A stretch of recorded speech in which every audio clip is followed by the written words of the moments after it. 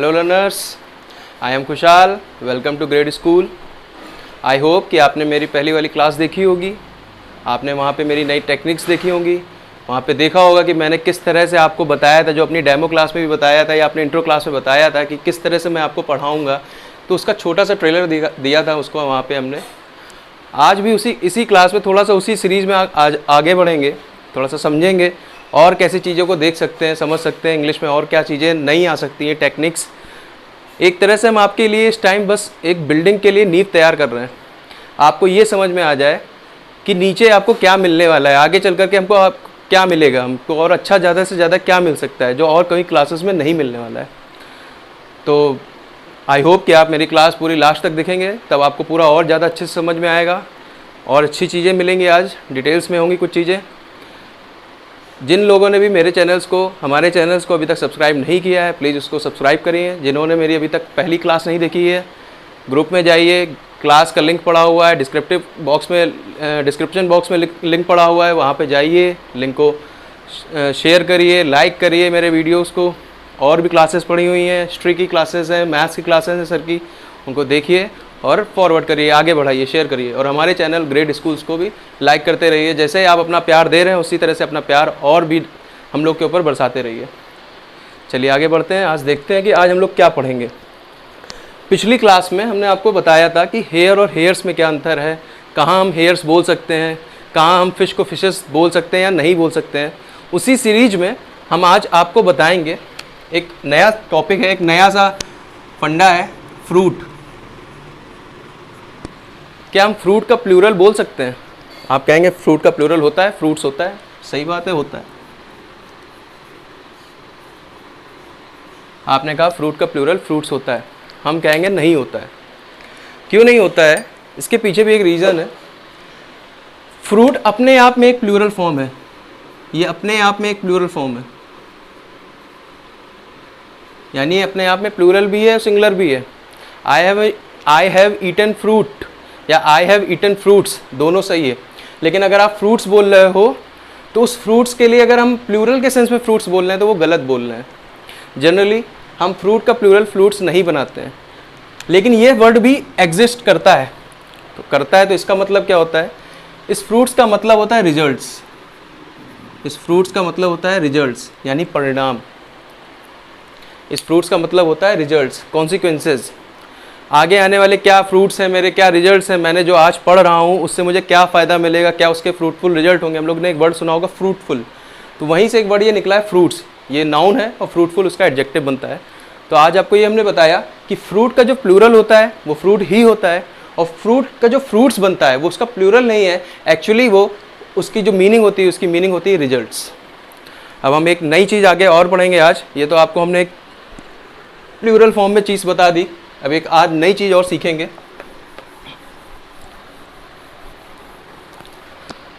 अगर हमने आपसे कहा 2 सेंटेंस की आपको इंग्लिश बनानी है, मैं सिगरेट पीने के लिए रुका, मैं सिगरेट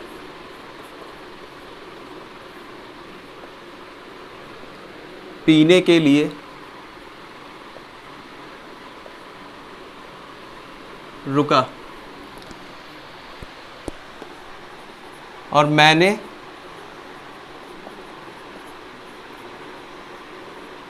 सिगरेट छोड़ दी। हमने आपसे कहा 2 सेंटेंस है, मैं सिगरेट पीने के लिए रुका और मैंने सिगरेट छोड़ दी। इन दोनों सेंटेंस की आप इंग्लिश क्या बनाएंगे, यानी इसको हिंदी से इंग्लिश में क्या ट्रांसलेट करेंगे? सोचिए आप क्या ट्रांसलेट कर सकते हैं। हम आपको 2 सेंटेंस लिख के दे रहे हैं, आपको बताना है उनमें से उन सेंटेंस का मतलब किससे मिलता है, कौन किससे मैच करता है। पहला सेंटेंस है I stopped to smoke. I stopped to smoke. I stopped to smoke. अगला है I stopped smoking. I stopped smoking. अब आपको ये बताना है इन दोनों सेंटेंस में से किसका मैच किससे हो रहा है। क्या ये इससे मैच करेगा, क्या ये इससे मैच करेगा, किससे मैच करेगा, आपको ये बताना है। अपना सेंस लगाइए और बताइए ये किससे मैच करेगा। चलिए हम बताते हैं आपको। आई स्टॉप टू स्मोक, इसका मतलब क्या है? इसका मतलब है मैं रुका। मैं रुका, किस लिए रुका? स्मोक करने के लिए रुका, यानी कि सिगरेट पीने के लिए रुका। स्मोक मतलब धुआं करने के लिए नहीं रुका, मैं सिगरेट पीने के लिए रुका।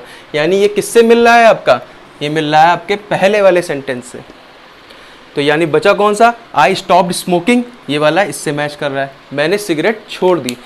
इसको बताने का क्या कारण था? बताने का कारण ये था कि सिर्फ आप ये देख करके मत जज कर लीजिएगा यहाँ पे आईएनजी फॉर्म लिखी हुई है तो स्मोकिंग है, यानी कि यहाँ पे वर्ब की आईएनजी फॉर्म लिखी हुई है। नहीं, ये जिरंड की तरह यहाँ पे वर्क कर रहा है।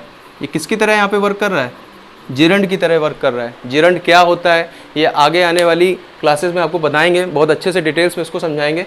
और ये टू प्लस वर्ब की फर्स्ट फॉर्म स्मोक लिखा हुआ है, ये लिखा हुआ है टू प्लस वर्ब की फर्स्ट फॉर्म, ये आपका इन्फिनेटिव फॉर्म लिखा हुआ है। ये भी आपको आगे आके समझ में आएगा। तो मतलब क्या था? मैं रुका, किस लिए रुका? मैं सिगरेट पीने के लिए रुका। आई स्टॉप्ड स्मोकिंग, मैंने सिगरेट छोड़ दी। तो यही अंतर होता है आई स्टॉप टू स्मोक। आपको ये बोलना है, अगर आपको कहना है कि मैं किसी चीज़ के लिए रुका तो आई स्टॉप टू डैश, वो आप अपना वर्क लिखेंगे, टू के बाद वर्क की फर्स्ट फॉर्म लिख देंगे। और आपको याद रखना है टू के बाद हमेशा वर्क की फर्स्ट फॉर्म आती है। दूसरी बात, अगर आपने किसी चीज़ को छोड़ दिया है तो आपको उसको जिरेंट फॉर्म में लिखना है, तो आप इस तरह से लिख सकते हैं। आप इसमें कोई भी अलग सेंटेंस अपना बना सकते हैं। ये एक तरीका हमने आपको बताया है। आगे और भी किसी तरह के भी सेंटेंस अगर आप बनाना चाहते हैं तो उसको बना सकते हैं। आई होप कि आपको इतना समझ में आया होगा। Please pause the video and note it down. Let's go further. आगे कुछ चीज़ें और समझते हैं। यहाँ हमने 3 सेंटेंस लिखे हुए हैं, 3 सेंटेंस लिखे हुए हैं। इन तीनों सेंटेंस की कुछ अलग टेक्निक्स है, कुछ अलग चीज़ है, वो हम आपको समझाएंगे, वो बताएंगे।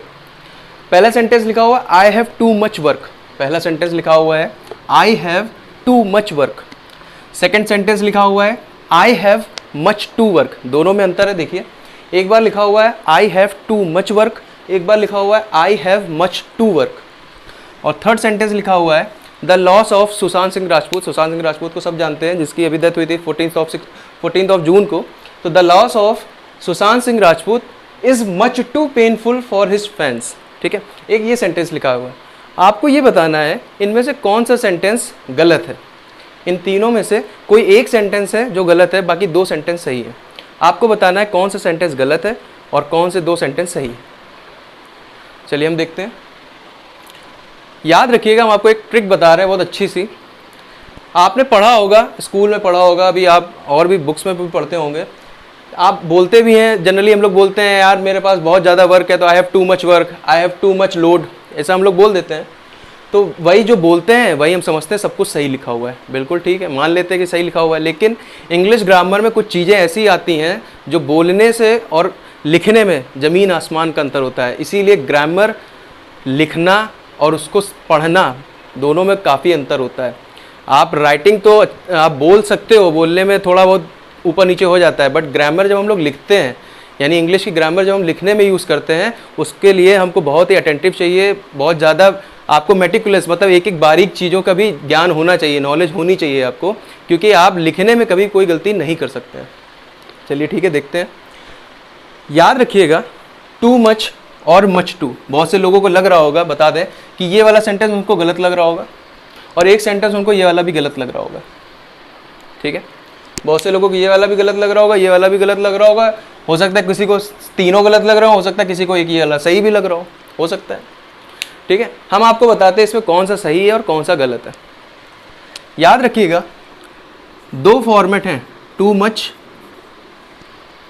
और मच टू। ये दोनों ही फॉर्मेट सही है, ये दोनों ही फॉर्मेट सही है। हम टू मच भी बोल सकते हैं और मच टू भी बोल सकते हैं, इनमें कोई गलती नहीं है। लेकिन गलती कहाँ आती है वो आपको हम सिखाते हैं, वो ट्रिक के माध्यम से, आपको ट्रिक के मीडियम से बताएंगे कैसे आप सीखेंगे।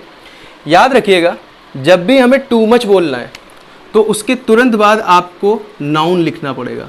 क्या लिखना पड़ेगा? आपको नाउन लिखना पड़ेगा। और अगर आपको मच टू बोलना है तो उसके तुरंत बाद आपको एडजेक्टिव लिखना पड़ेगा। क्या लिखेंगे आप? एडजेक्टिव लिखेंगे। ठीक है, अब आप लोग देखिए इन तीनों सेंटेंस को, अब आप समझ जाएंगे कौन सा सही है कौन सा गलत है। हमने कहा वर्क, वर्क क्या होता है भैया? वर्क आपका नाउन होता है, वर्क आपका नाउन है। अगर ये नाउन है तो इसको कौन प्रोसीड करता, कौन इसको पीछे लिखता?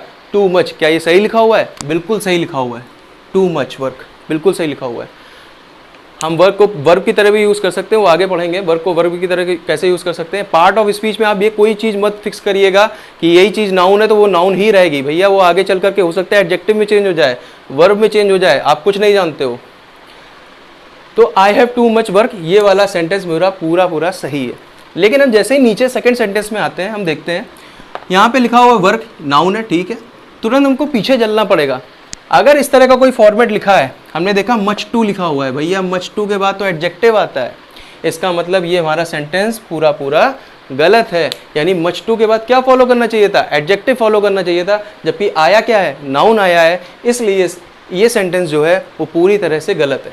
या तो अब यहाँ पे एडजेक्टिव लगाइए, अदरवाइज यहाँ पे इसको सही करके टू मच लिखिए, ठीक है। थर्ड सेंटेंस देखते हैं, ये गलत है कि सही है। अगर आप अभी तक इतना समझ गए होंगे तो आपको अपने आप आंसर मिल गया होगा ये सही है कि गलत है। फिर भी हम आपको बताते हैं, the loss of Sushant Singh Rajput, जो सुशांत सिंह राजपूत का लॉस हुआ है, जो चला गया, उसकी डेथ हो गई, इज मच टू, तुरंत दिमाग में आया मच टू, मच टू के बाद आएगा एडजेक्टिव।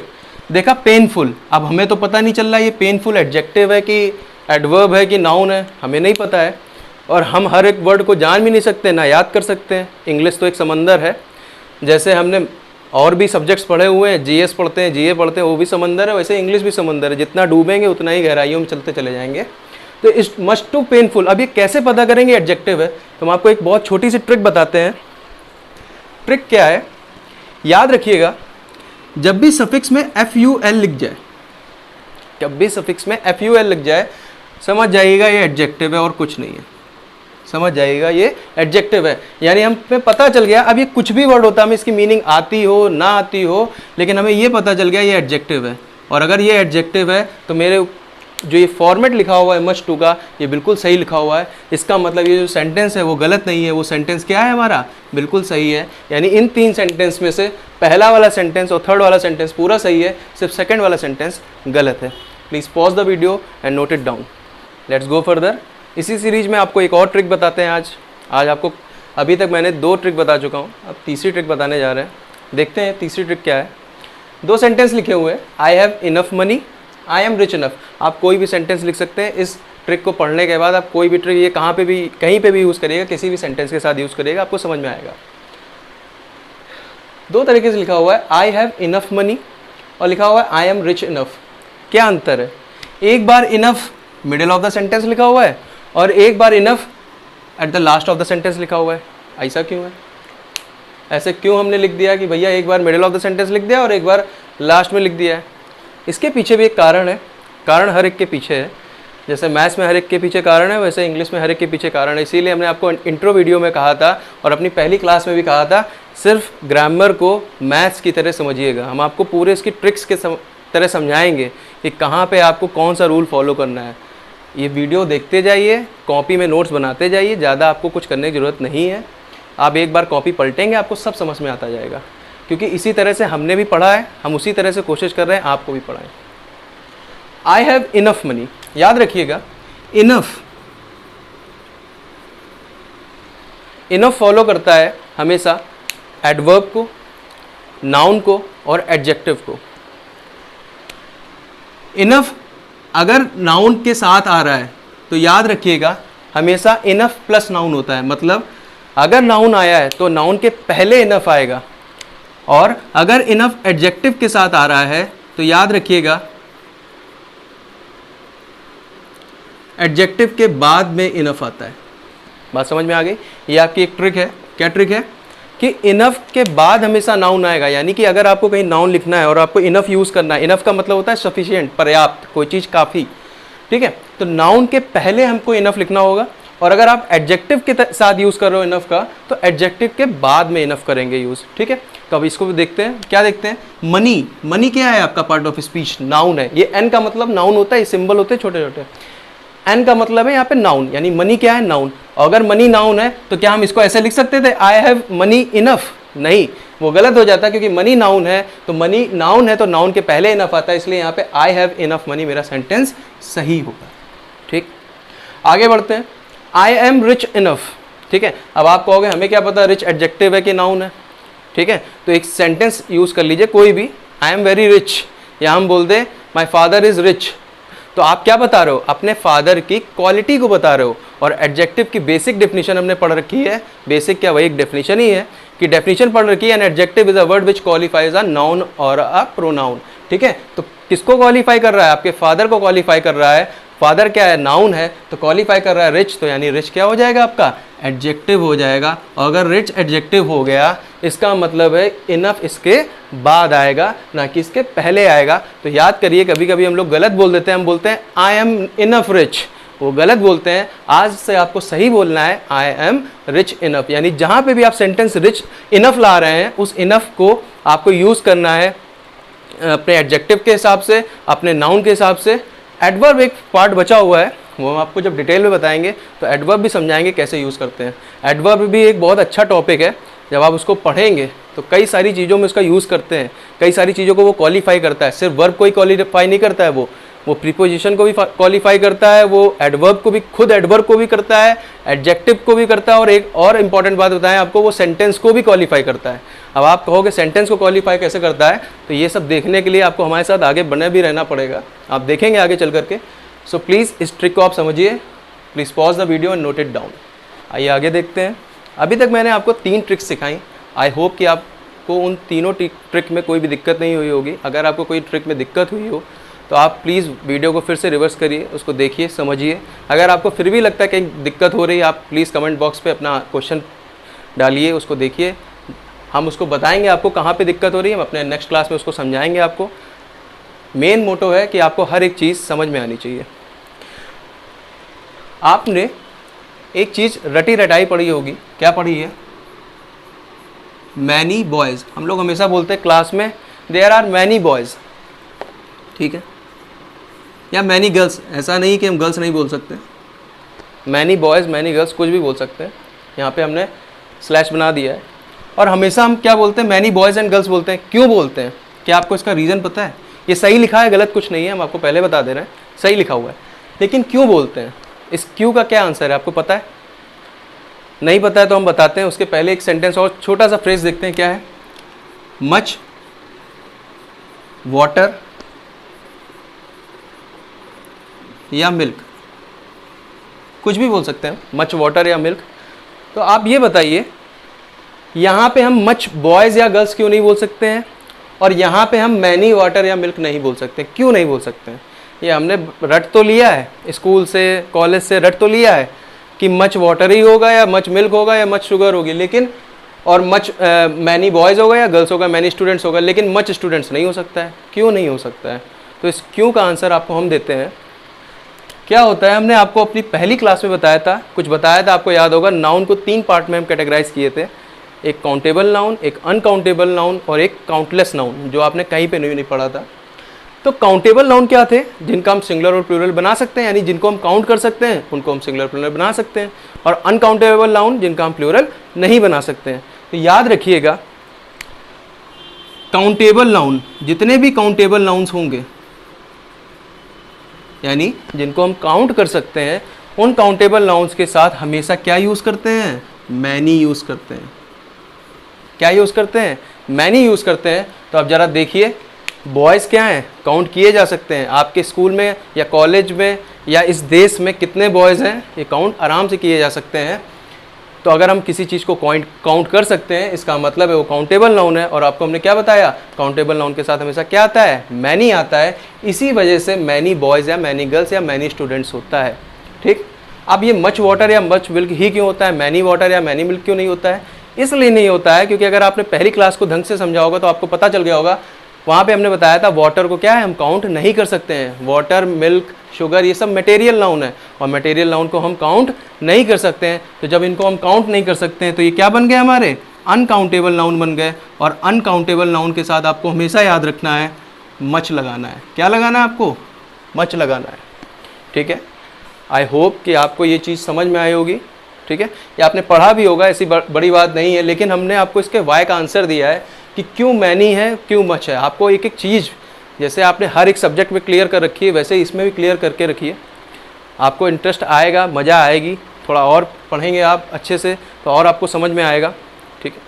आई होप कि आपने मेरे इस आज की क्लास में आपको कुछ काफ़ी ज़्यादा समझ में आया होगा। मैंने आपको नई नई ट्रिक्स बताई, मैंने आपको ये बताया कि आप कहाँ पे स्मोकिंग का यूज़ कर सकते हो, कहाँ पे आप जेरेंड है, इन्फिनेटिव है, थोड़ा सा आपको समझाया।